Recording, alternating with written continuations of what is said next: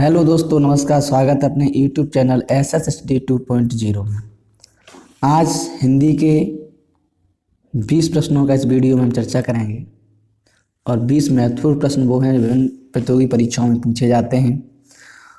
आप लोग अंत तक मेरे साथ वीडियो में बने रहिए और उसके बाद अंत में अपना मूल्यांकन करके बताएं कि 20 में से आपने कितने सही प्रश्नों का उत्तर दिया है।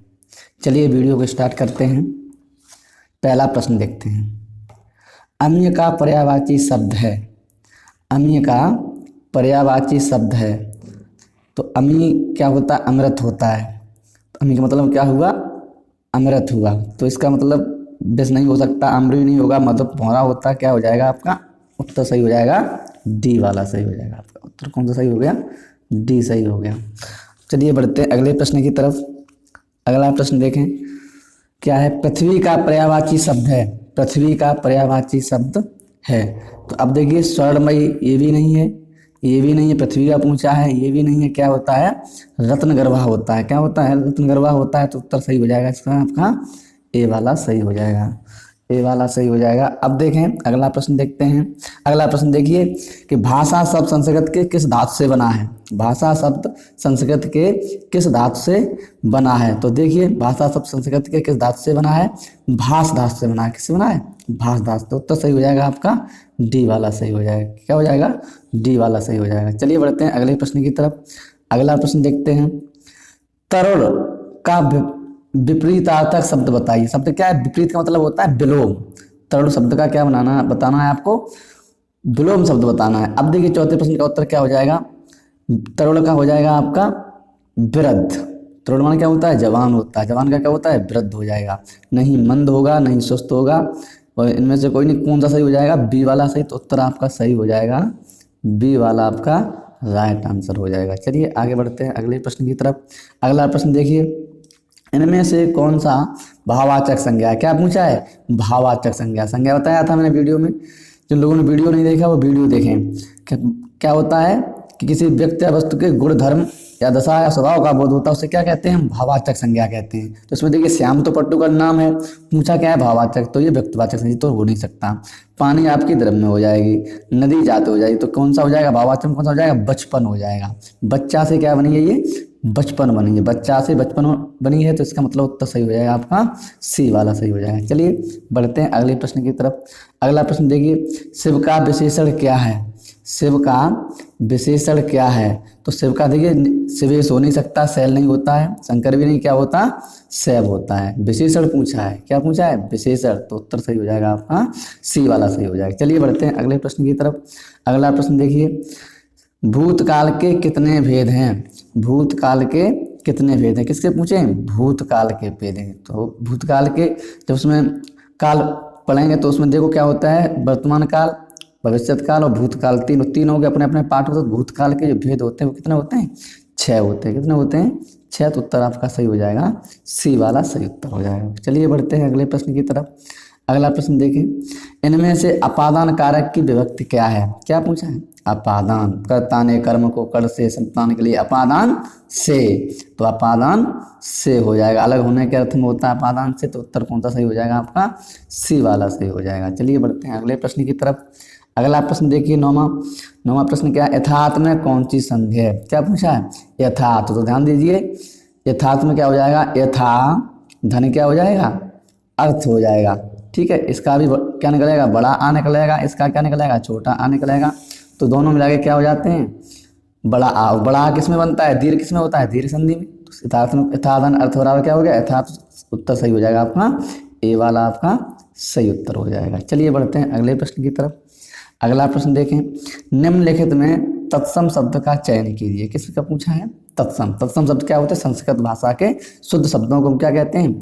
तत्सम कहते हैं। तो देखिए पहला क्या दिया? वर्षा दिया है। वर्षा के बाद क्या दिया? आंसू, हाथी।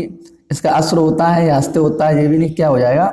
वर्षा हो जाएगा। तो सही उत्तर हो जाएगा आपका ए वाला सही उत्तर हो जाएगा। चलिए बढ़ते हैं अगले प्रश्न की तरफ।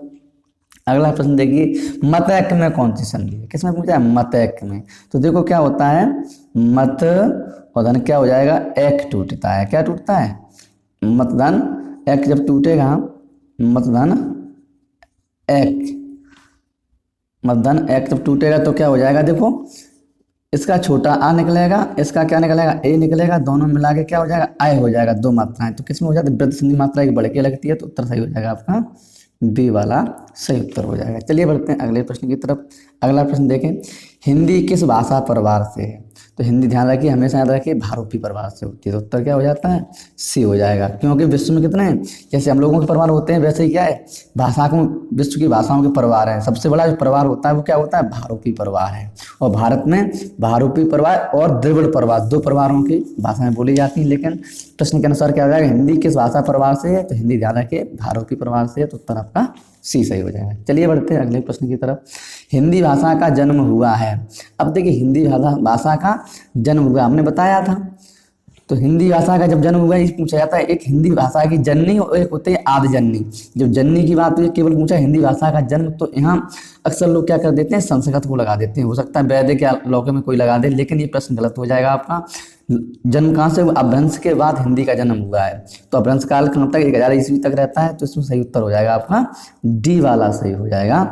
नहीं लौकिक संस्कृत होगा ना वैदिक। हाँ ये पूछा जाता है प्रश्न कि हिंदी भाषा की आदि जननी क्या है, तो आपको वैदिक संस्कृत कह सकते हैं, तो आंसर हो जाएगा वैदिक संस्कृत। लेकिन प्रश्न क्या कह रहा है, हिंदी भाषा की जननी, तो हिंदी भाषा कहाँ से निकली है, अपभ्रंश से निकली हुई है, तो इसका क्या हो जाएगा, अपभ्रंश सही हो जाएगा। चलिए बढ़ते हैं अगले प्रश्न की तरफ। अगला प्रश्न देखिए, शुद्ध वर्तनी का चयन कीजिए। अब शुद्ध वर्तनी देखिए क्या पूछ रहा है, शुद्ध वर्तनी पूछ रहा है, कृपा जीवनी, तो कृपा कौन सा सही होता है, ये वाला सही होता है, देखते ही पता लग जाता है वो। तो चलिए उत्तर सही हो जाएगा आपका बी वाला। चलिए बढ़ते हैं अगले प्रश्न की तरफ। अगला प्रश्न देखें, निम्न में भाववाचक संज्ञा किसका पूछा है, भाववाचक संज्ञा। तो सुंदर से क्या बन जाती है, सुंदर विशेषण से सुंदरता बन जाती है, तो क्या हो जाता है आपका सी वाला सही हो जाएगा। क्या हो जाएगा, सी वाला। चलिए बढ़ते हैं अगले प्रश्न की तरफ। वाक्य के मुख्य अंग हैं, तो वाक्य के मुख्य अंग दो ही होते हैं, एक होता है क्या, देखो उद्देश्य होता है, एक क्या होता है, विधेय होता है, या कह सकते हैं एक कर्ता होता है, एक क्रिया होती है। तो इसका उत्तर सही हो जाएगा आपका ए वाला, तो ए वाला आपका सही उत्तर हो जाएगा। चलिए बढ़ते हैं अगले प्रश्न की तरफ। देखिए अगला प्रश्न क्या है, निम्न में से वर्तनी के दृष्टि शुद्ध शब्द क्या पूछा है, शुद्ध शब्द पूछा है वर्तनी की दृष्टि। तो देखो 17वां का उत्तर कौन सा हो जाएगा, पद्यांश। तो पद्यांश यहाँ हलंत लगा देते तो बात बन जाती, लेकिन ऐसा नहीं है, तो क्या हो जाएगा पद्यांश, ये वाला सही हो जाएगा, सी वाला। तो उत्तर आपका सही हो जाएगा सी वाला। चलिए बढ़ते हैं अगले प्रश्न की तरफ। अगला प्रश्न देखिए, परिणाम में उपसर्ग बताइए। किसमें पूछा है, परिणाम शब्द में क्या बना, उपसर्ग आपको बताना है।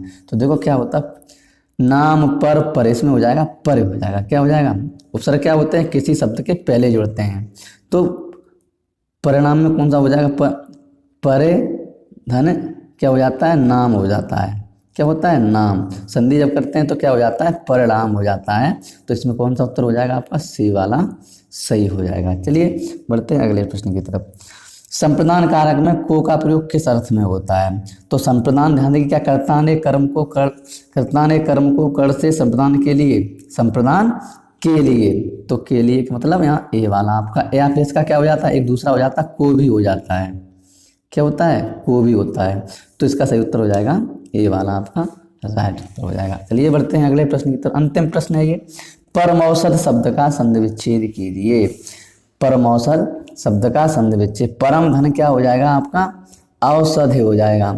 इसमें देखिए परमो नहीं हो सकता, परम धन औषध हो जाएगा। कौन सा सही हो जाएगा, परम धन औषध हो जाएगा। तो आपका उत्तर सही हो जाएगा सी वाला। चलिए 20 प्रश्न पूरे हो गए। अब आप देखें, अब आपके जो प्रश्न 20 हल किए उसमें आपके प्रश्न कितने सही हो रहे हैं, कमेंट करके जरूर बताएं। मिलते हैं अगले वीडियो में, तब तक के लिए जय हिंद जय भारत।